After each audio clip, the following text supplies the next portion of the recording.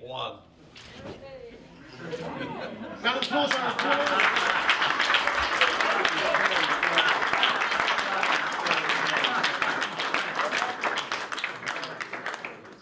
I wanted to say that I think it's a sort of multiple celebration today, a sort of quadruple celebration. There are four things that I wanted to pick out. I normally only have three things, but there are so many today to choose from.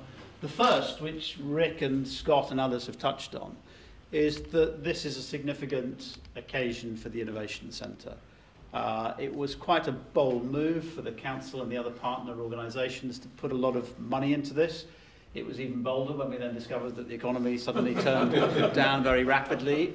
When I first visited here, it was slightly emptier than it is today. We wondered, how many firms and businesses we would find to move in. But it's great to hear Rick talking today about whether we're going to need to expand it. And I'm delighted to hear people saying that we haven't got enough room and that it's difficult to find conference space, because I'd much rather we had that problem than the opposite. And I hope that we can go on growing this in the future. So thank you, Scott, and all of the people who have put so much time and effort into this. The second thing, and where's Janet? She's behind us. The second thing is that I'm delighted to see the partnership with Microsoft. As an MP, I get to have lots of meetings up in London with lots of really big national organisations, some from the private sector, some from the public sector, and they all come along and they tell me all of the fantastic things they're doing. And as I listen, they're all in London, or they're in Manchester, or they're in Birmingham, or they're in Kent. And I'm always impressed, and I listen enthusiastically, but I do always reserve 5 minutes at the end to say, when the hell are you going to come down to Somerset and do something in my constituency? And so to see Microsoft here today, with this partnership, name up there on the wall, is absolutely fantastic. And it adds to the list of really big, not just national, but international companies that are established in our area.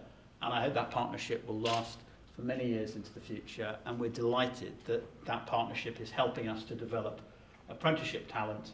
And I'm not going to insist that Charlie wins the award next week, but we wish him the very best of luck. And you've noted that, Janet, obviously, for the... we're sure he'll do very well. I'm only joking, of course. But the last two reasons, as we go up the kind of range of issues, the last two are these. I mean, Perspicuity is a cutting edge, is a very important business for our area. It's developing and potentially growing at one of the toughest times for the economy over the last few decades, maybe even since the kind of pre-war period. And many of you are sort of probably worrying and wondering whether that's the right time for new businesses. Actually, I don't know whether the guy from Screwfix, who is due to come along today, is here or not.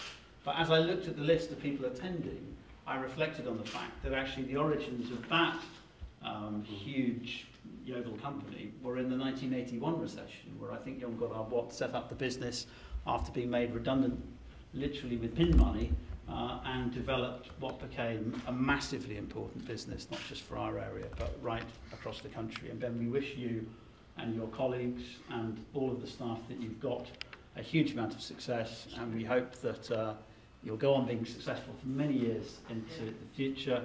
Sell your business for £50 million, You've anticipated what I was going to say. Then we'll have lots of world-class football players. But good luck. And the other thing that this is really important for, which was part of the Q&A, is all of the other businesses in our area. Because as somebody said, in so much of business today, we are in a global market, not just restricted by the boundaries of Somerset.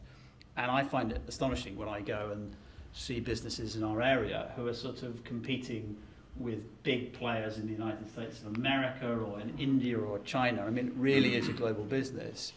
And that's a massive opportunity, but it's also a threat, because if we are not competing, if we're not upgrading the types of business and use of technology that we've got in our area, then we can find ourselves competing against really very, very good people with incredibly high skills, not just in America, but in all the developing markets where they are coming at us very, very quickly. So I think that this is exciting not only for growing a new business in our area, but because it will help to sustain and grow many other businesses in the future.